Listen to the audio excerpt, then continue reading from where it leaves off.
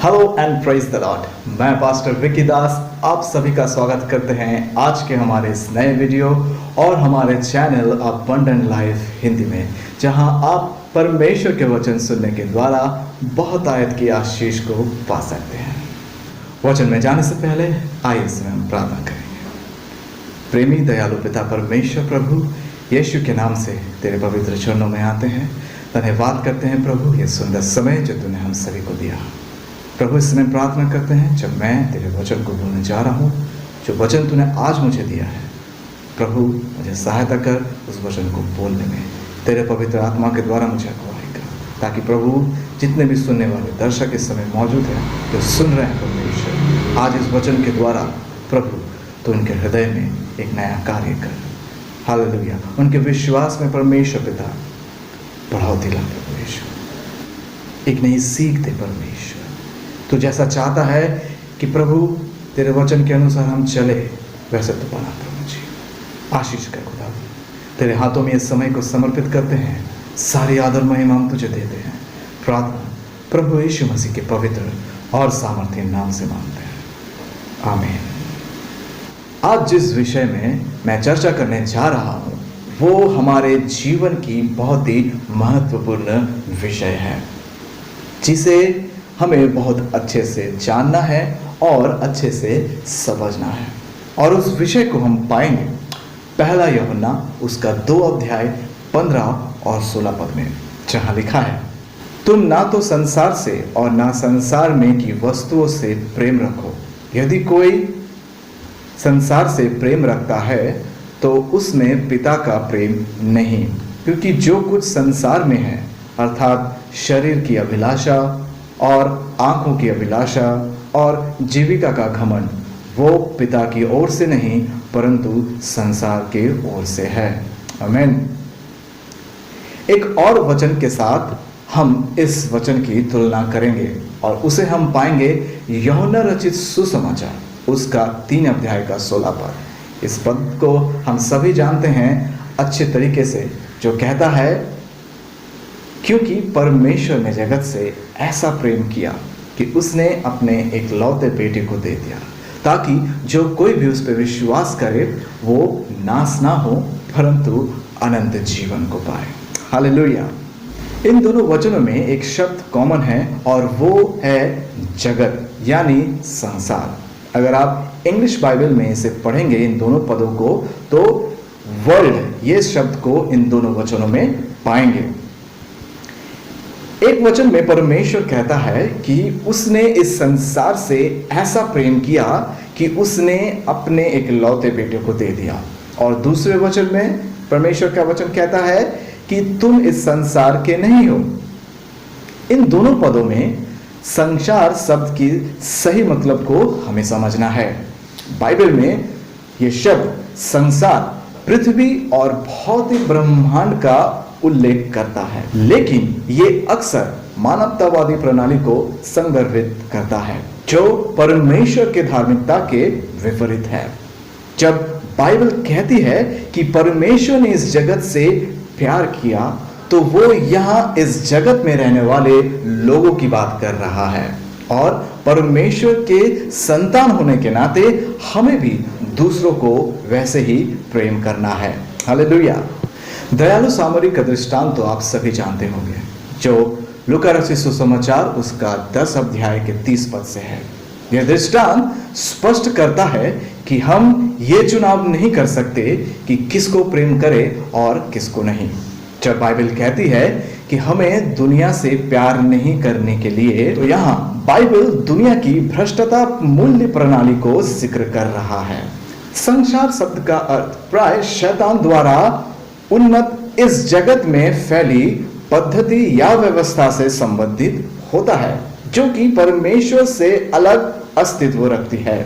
इसमें केवल संसार के प्रत्यक्ष अनैतिक और पाप की भोग विलास ही सम्मिलित नहीं है, बल्कि इसका अर्थ परमेश्वर और उसके प्रकाशन के विरुद्ध या उसके भिन्न बलवा करने वाली वो आत्मा भी है जो उन मानव उद्दामों में विद्यमान है, जो मसीह के अधीनता में नहीं है। दूसरा कोरिन्थियों उसका 4 अध्याय का 4 पद कहता है, शैतान इस दुनिया का ईश्वर या देवता है और उसकी अपनी मूल्य प्रणाली है जो परमेश्वर के विपरीत है। इस युग में शैतान संसार के तरीकों में शिक्षा, दर्शन, मनोविज्ञान, सरकार, संस्कृति, शिक्षा, विज्ञान, कला, चिकित्सा शास्त्र, संगीत, आर्थिक व्यवस्था, मनोरंजन, धर्म, खेलकूद, कृषि आदि के प्रयोग करके परमेश्वर और उसके लोग, उसके वचन और उसकी धार्मिकता के स्तर का विरोध करने के लिए करता है। पहला यूहन्ना 2:16 में बताया गया है कि शैतान की प्रणाली वास्तव में क्या बढ़ावा देती है? शारीरिक अभिलाषा को, आंखों की लालसा को और जीविका का घमंड को। शैतान ने हर पाप को इन तीनों बुराइयों में सम्मिलित किया है। ईर्ष्या, व्यभिचार, अभिमान, झूठ, स्वाद, ये सारे उन तीनों मुख्य बुराइयों के जड़ से संबंधित है। शैतान इस वर्तमान संसार की व्यवस्था का ईश्वर है और उसके अधीन सारे दुष्ट आत्माओं की सेना के द्वारा वो सारे चीजों पर नियंत्रण करता है। मेरे प्रियो, शैतान ने संसार को ऐसी राजनीतिक, सांस्कृतिक, आर्थिक और धार्मिक व्यवस्थाओं में संगठित कर दिया है जो स्वाभाविक रूप से परमेश्वर और उसके लोगों के विरोधी है, और ये व्यवस्थाएं परमेश्वर के सत्य को स्वीकार नहीं करना चाहती क्योंकि इसमें उनकी बुराइयां प्रकट होती है। संसार और कलीसिया लोगों के दो भिन्न वर्ग हैं। संसार शैतान के अधीन है और कलीसिया अनन्य रूप से परमेश्वर की है। इस प्रकार मसीह के विश्वासियों को अपने आप को संसार से अलग रखना चाहिए। अगर आप पहला पत्रस उसका 2 अध्याय का 11 पद पढ़े, जहां कहता है, प्रियो, मैं तुमसे विनती करता हूं कि तुम अपने आप को परदेसी और यात्री जानकर उस सांसारिक अभिलाषाओं से जो आत्मा से युद्ध करती है बचे रहो। हालेलुया। संसार में विश्वासी परदेशी और यात्री है। हम विश्वासियों को संसार से अलग होने की आवश्यकता है और संसार के सदस्य नहीं बनना है। संसार से प्रेम नहीं करना है, पर इस संसार पे जय पानी है। संसार की बुराइयों से घृणा करनी है, संसार के लिए मर जाना है। गलातियों उसका 6 अध्याय का 14 पद ऐसे कहती है, अगर आप पढ़े, जहां लिखा है, पर ऐसा ना हो कि मैं और किसी बात का घमंड करूं, केवल हमारे प्रभु यीशु मसीह के क्रूस का, जिसके द्वारा संसार मेरी दृष्टि में और मैं संसार की दृष्टि में क्रूस पर चढ़ गया हूं। हालेलुया। संसार से प्रेम करने का कारण परमेश्वर के साथ हमारी सहभागिता दूषित हो जाती है मेरे प्रियो, और इससे आत्मिक विनाश होती है। ये असंभव है कि हम संसार और प्रभु यीशु मसीह दोनों को एक साथ प्रेम करें। संसार से प्रेम करने का अर्थ है इसके मूल्यों, रुचियों, तरीकों और सुखों में सहभागी होना तथा स्वयं को उनके लिए सौंपना। इसका अर्थ है ऐसी अपमानजनक बातों में आनंदित होना जो परमेश्वर के विरुद्ध है। दुनिया को प्यार करने का मतलब है दुनिया के दौलत, दर्शन यानी फिलॉसफी और प्राथमिकताओं के लिए समर्पित होना। परमेश्वर अपने बच्चों से कहता है कि वे अपनी प्राथमिकताओं को उनकी शाश्वत मूल्य प्रणाली के अनुसार निर्धारित करें। पहला यूहन्ना 2:16 के अनुसार पापी संसार के 3 पहलू हैं जो परमेश्वर के विरुद्ध दोष उत्पन्न करती है। पहला, शरीर की अभिलाषा। इसमें सम्मिलित है अशुद्ध इच्छाएं, भोग विलास और कामुक त्रुटिकरण। दूसरा, आंखों की अभिलाषा। इसका मतलब है कि आंखों को लुभाने वाली वे वस्तुओं का लालसा या लालच करना जिनकी परमेश्वर अनुमति नहीं देता। इसमें भोग विलास प्रदान करने वाली चीजों को देखने की इच्छा भी सम्मिलित है। तीसरा, जीविका का घमंड। इसका अर्थ है अहंकार और आत्मनिर्भरता की स्वतंत्र आत्मा, जो परमेश्वर को प्रभु या उसके वचन को निर्णायक वचन या उन पर अधिकार करने वाला नहीं मानती। ये वो आत्मा है जो जीवन के केंद्र में स्वयं को ऊंचा करना और महिमा पाना चाहती है।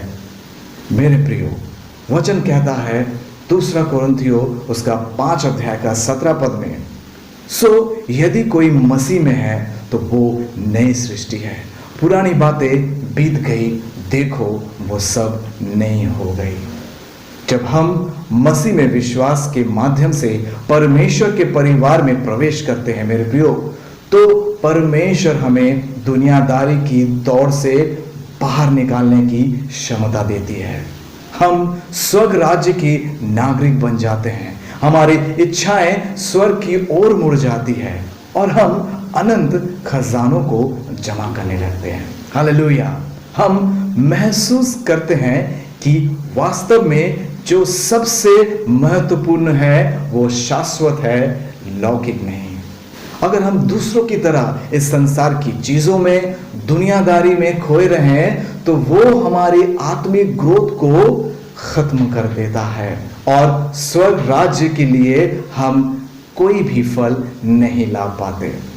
Not loving the world extends to our own lives as well. Jesus said, if we love anything more than Him, we are not worthy of Him. Generally, Bible में ये शब्द संसार को शैतान द्वारा नियंत्रित बुरी व्यवस्था को संदर्भित करता है, जो हमें ईश्वर की स्तुति, उसकी प्रशंसा और उसकी महिमा से दूर ले जाती है। एक महान लेखक जॉन कैल्विन अपनी पुस्तक में ऐसा लिखता है, the human heart is an idol factory, we can make idols out of anything. हम किसी भी चीज से मूर्तियां बना सकते हैं। हमारे दिलों की कोई भी इच्छा जो ईश्वर द्वारा उसकी महिमा के लिए नहीं रखी गई है, तो वो हमारे जीवन में एक मूर्ति बन जाती है, एक मूर्त बन जाता है मेरे प्रियो। इसलिए जब हमें दुनिया के लोगों से प्यार करने की आज्ञा दी जाती है, तो हमें ऐसी किसी भी चीज से सावधान रहना चाहिए जो हमारे सबसे अच्छे नियमों के लिए परमेश्वर से प्रतिस्पर्धा करती है। मैं विश्वास करता हूं आज के इस वचन के द्वारा परमेश्वर ने आप सभी को आशीष दिया है। शालोम।